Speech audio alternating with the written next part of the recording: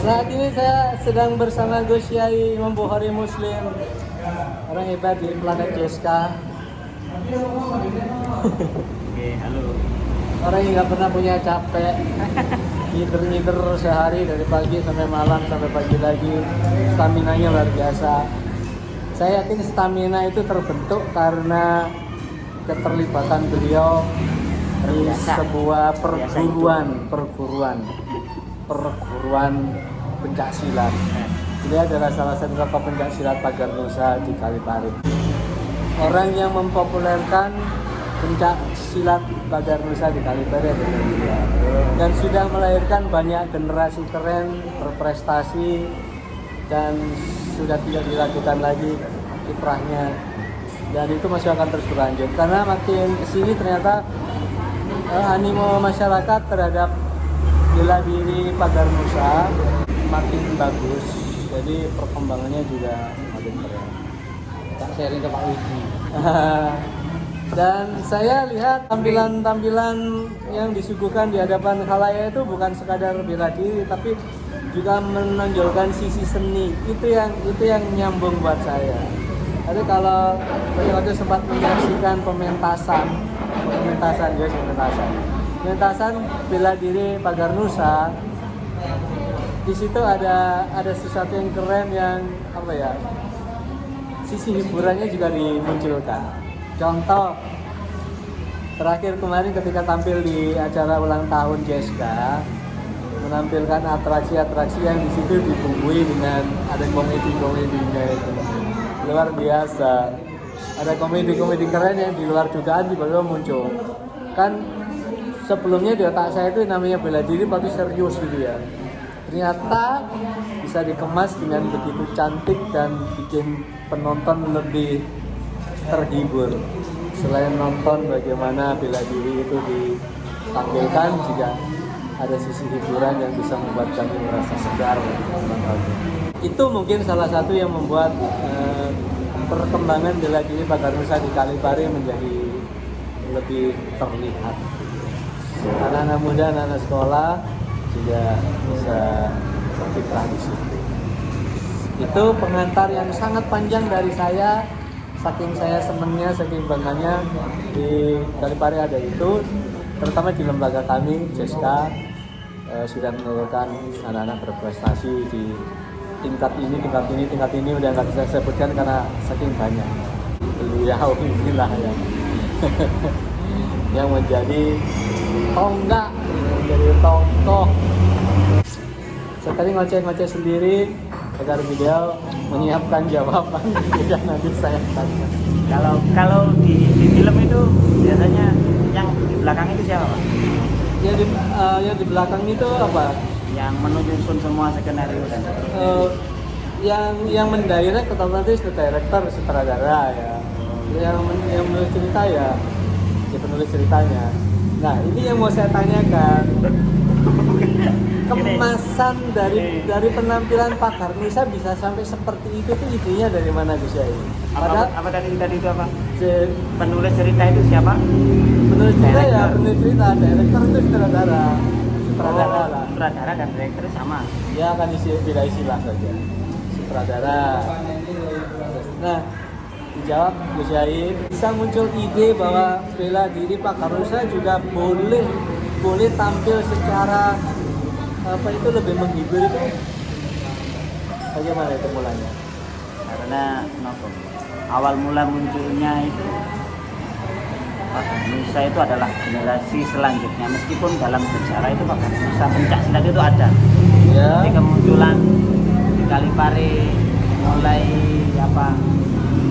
awal-awal 2000 itu sebenarnya mereka sudah mumpuni dalam hal sutradara. Mereka generasi itu sudah mumpuni jadi sutradara lah, mampu mengendalikan emosional dan mentalnya sudah bagus.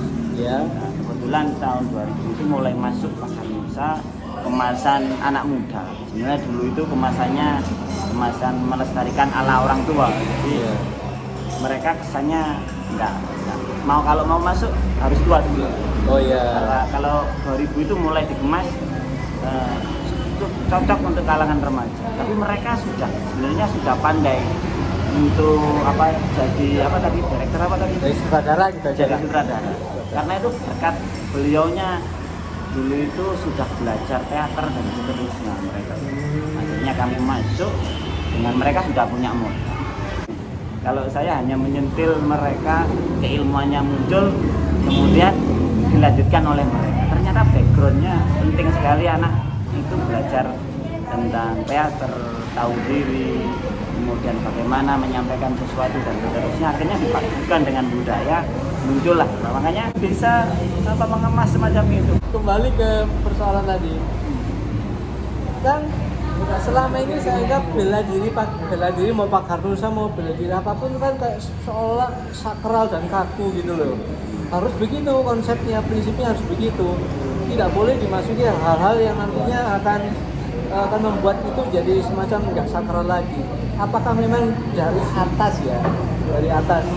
Kalau anggap Kalipari itu regional gitu ya, mungkin dari atas itu apakah memang dibolehkan? Oh, seperti itu. Kemasannya seperti itu. Ya jelas lah, silat itu ada kayak jurus baku atau wajib dan jurus lokal, kemudian jurus inovasi siswa, inovasi guru atau pelatih selanjutnya. Jadi pelatih itu harus punya inovasi terkait apa yang dia miliki.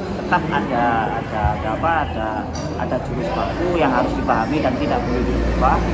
Itu nggak boleh asal-asalan. Tapi kalau jurus yang dikembangkan oleh pelatih yang levelnya sudah layak untuk merangkai atau menyusun biar kelihatan indah. Es jeruk ya. Terus gimana lagi? Akhirnya seperti itu. Muncullah kader baru yang punya inovasi kreatif, sudah dibekali dengan ilmu teaternya. Akhirnya ya sudah, sampean maunya apa silakan dikolaborasi. Berarti memang dibolehkan ya? Dibolehkan, ada sisi ada hal-hal tertentu yang dibolehkan, ada yang memang sudah prinsip jangan disentuh ya, harus seperti ini, tapi di luar itu ternyata masih boleh berimprovisasi. Keren banget. Dan itu mengubah pola pikir saya yang saya bilang tadi.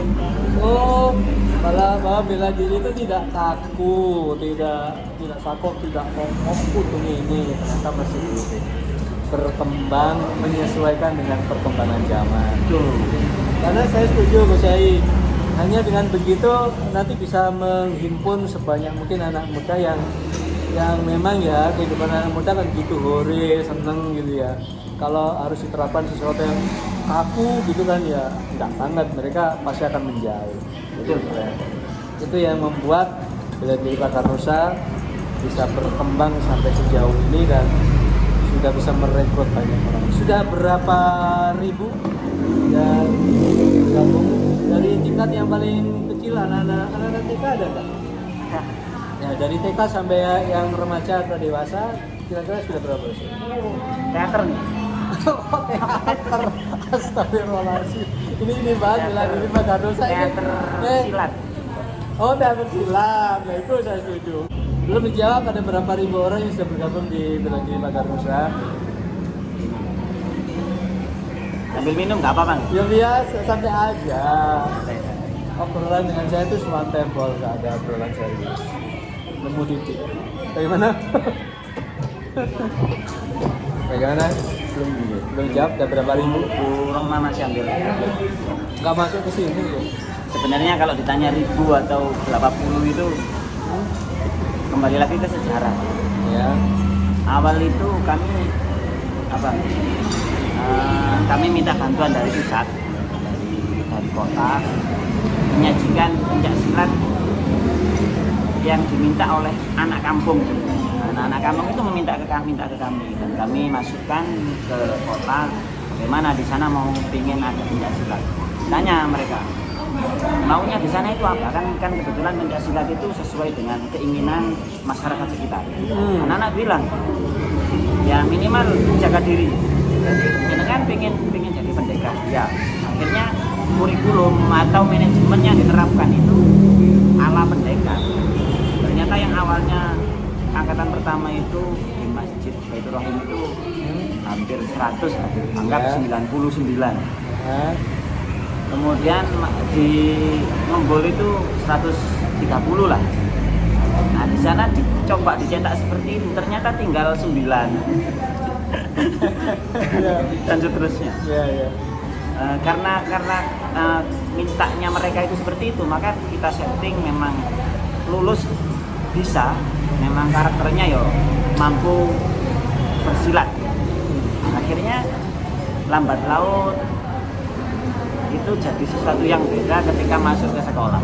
Maka sekolah pinginnya prestasi dan seterusnya, maka manajemen itu dirubah kembali.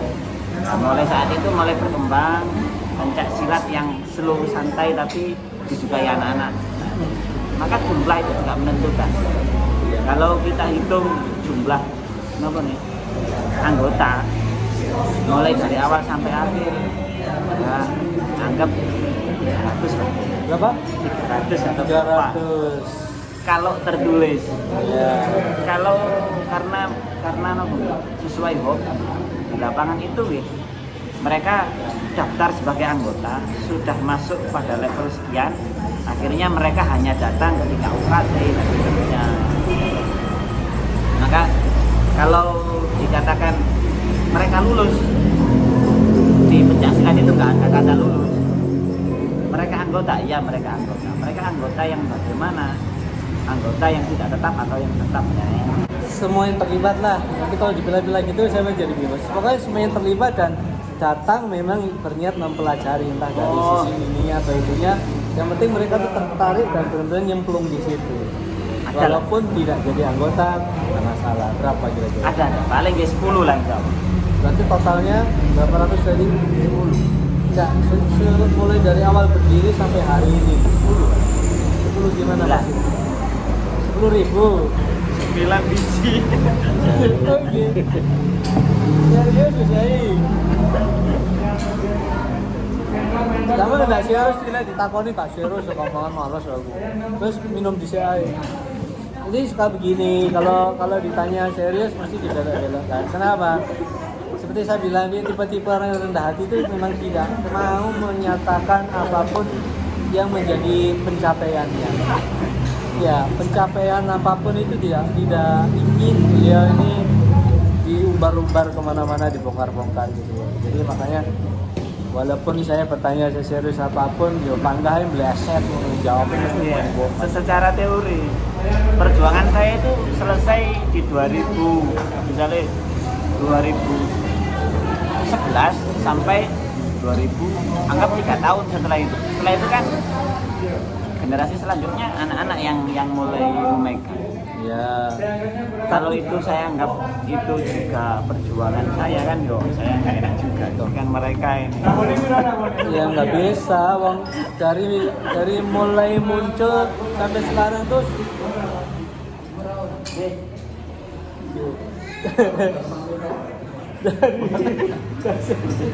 dari awal muncul sampai hari itu Kasana kan juga otomatis terus terlibat walaupun tidak secara langsung artinya Anggota tidak aktif. kontribusi jenengan itu tetap ada di situ, makanya saya menghitungnya mulai awal dulu sampai sekarang ya jenengan ada di situ gitu. Karena saya bilang sempat tadi kalau awal itu ya 300 lah 300. Sekarang karena saya juga termasuk anggota tidak aktif saya anggap 10 lah atau 9 kan bisa kalau di lapangan buka dengan jelas loh. Padahal siswanya di mana-mana. Ya tak buka dewe, cuman saya untuk menjawab pertanyaan saya sendiri, tapi saya tidak tahu nominalnya, tidak tahu jumlah pastinya. Pak Garno saya itu sudah menyebar ke berbagai tempat, berbagai sekolah dari mulai TK, SD, MI, SMP, SMA. Sudah kalau dalam satu lembaga itu ada ya kisarannya 10 gitu aja udah ada ratusan. Kenapa bilang 10 orang, 9 orang apa itu? Wes cerita mana wes wawancara saya kira sampai di sini gak serius orang ki males lalu. kita lanjut makan Wes makanan wes makan tidak konco-konco. Tapi sebagian besar yang kami obrolkan tadi memang ada benarnya. Memang faktanya seperti itu. Hanya beliau tidak mau menyatakan jumlah anggota itu saja. Ya, terima kasih Renate. Makan dulu ya, tapi makanannya belum habis, belum makan. Sampai kebijakan. Terima kasih. Assalamualaikum warahmatullahi wabarakatuh.